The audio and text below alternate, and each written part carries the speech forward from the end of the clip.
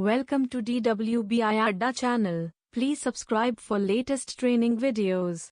Hello friends, in today's video we will be learning about Docker Swarm and Swarm orchestration.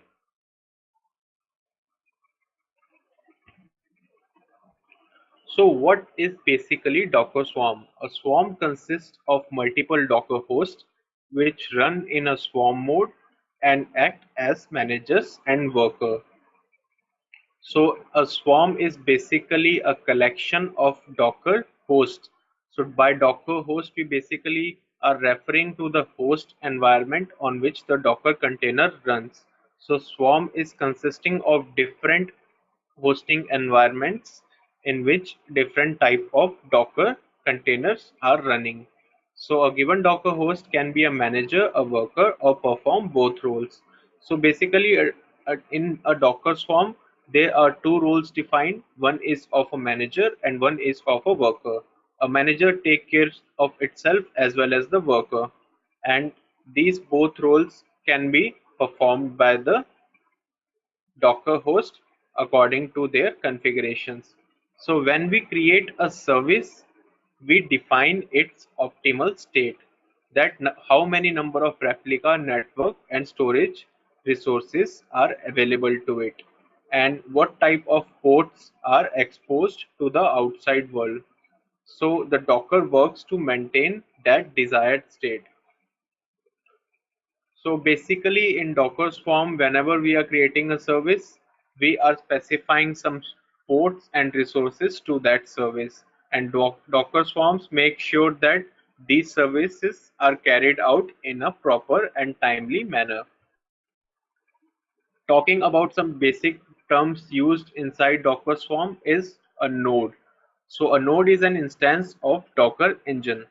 You can run one or more nodes on a single physical computer. So a node is basically referring to a Docker engine, and we can run multiple Docker engines on a single physical computer, or it can also be a virtual machine. Also, the concept of load balancing is very famous in Docker Swarm because the Swarm manager uses ingress load balancing to expose the services you want to make available externally to the Swarm.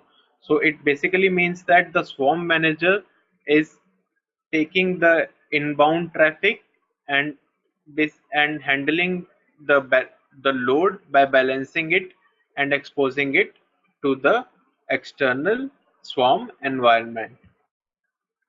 So how it all works? Now a service is a frequently an image for a microservice with the context of some larger application.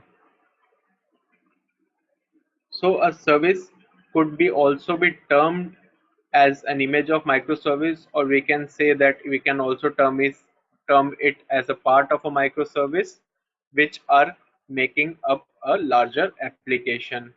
Now the services can be of two types. So the Docker Swarm services can be replicated. So when you specify the number of identical tasks you want to perform, we can simply replicate those services in the Docker Swarm. And the other service type is global. So when it runs one task on every node. So whenever we are specifying a single task to be run on each and every node, then we can term it as a global service, and it can be used for monitoring agents and antiviruses.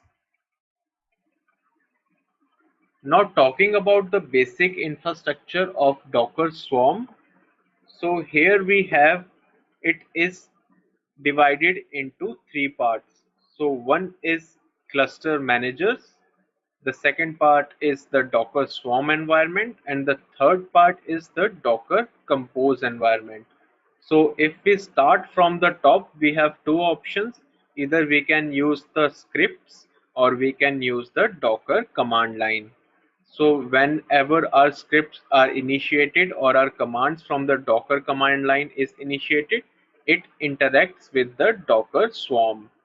And after interaction with the Docker Swarm, according to our scripts and commands, it again interacts with several nodes present inside the Swarm system, the Swarm environment.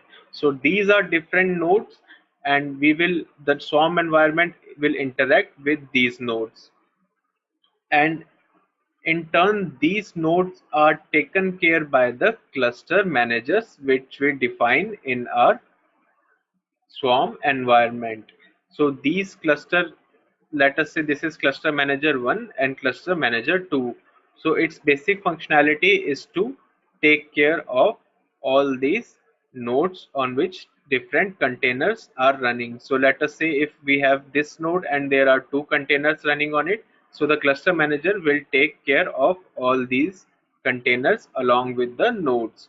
So this is basically, these two are the Docker Swarm environment, and these are operated from the Docker Compose, which could be used by the scripts or Docker CLI.